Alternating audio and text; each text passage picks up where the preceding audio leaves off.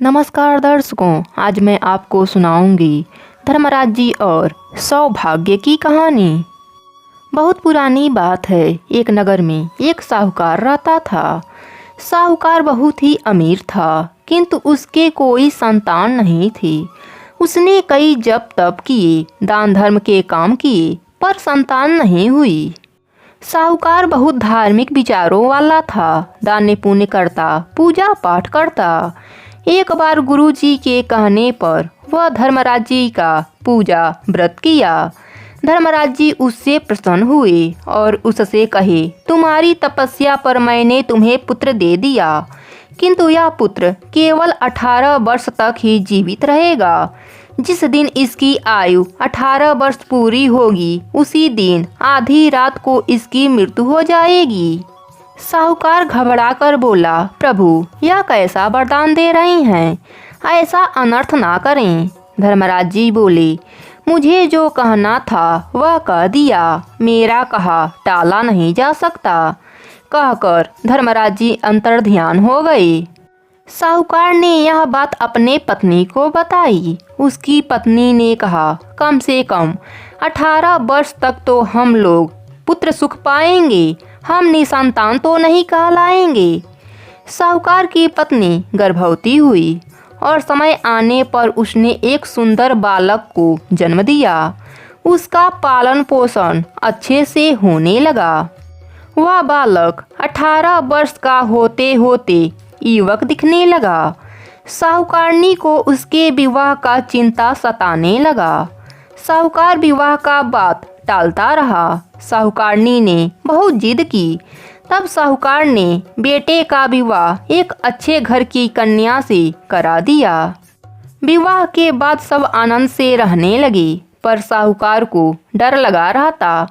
जब 18 वर्ष पूरे होने के शेष 1 महीना बच गया तो साहूकार बहू को मायके भेज दिया। अब माँ बाप उदास रहने लगे।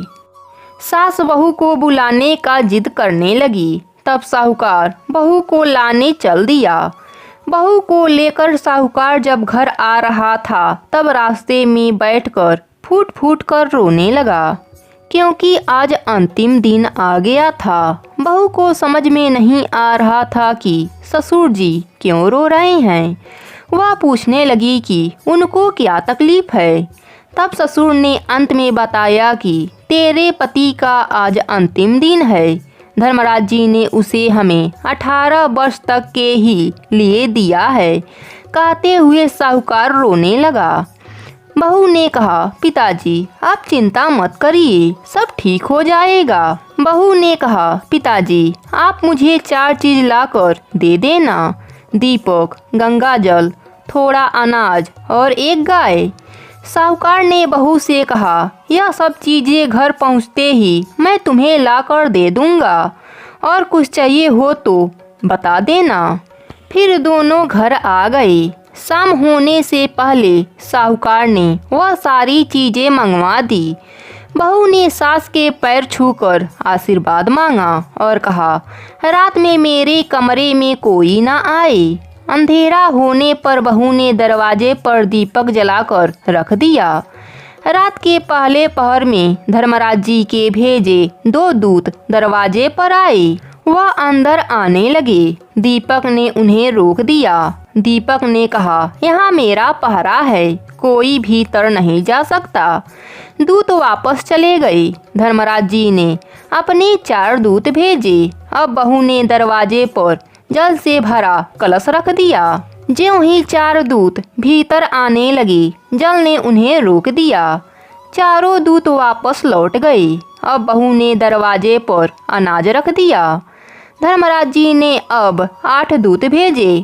अनाज ने उन्हें भीतर नहीं आने दिया और वह फिर वापस चले गए। अब धर्मराज जी ने 16 दूत भेजे। तब बहू ने दरवाजे पर गाय माता को खड़ा कर दिया। गाय ने भी उन सबको भगा दिया। इस तरह रात्रि के 4 पहर बीत गए। जब सभी दूत वापस आ गए, तब धर्मराज जी के क्रोध का ठिकाना न रहा। वह स्वयं साहूकार के घर पहुंच गए। जैसे ही धर्मराज जी घर के भीतर आए, बहू ने झुककर उनके पैर छू लिया। धर्मराज जी के मुंह से निकला, सौभाग्यवती भव।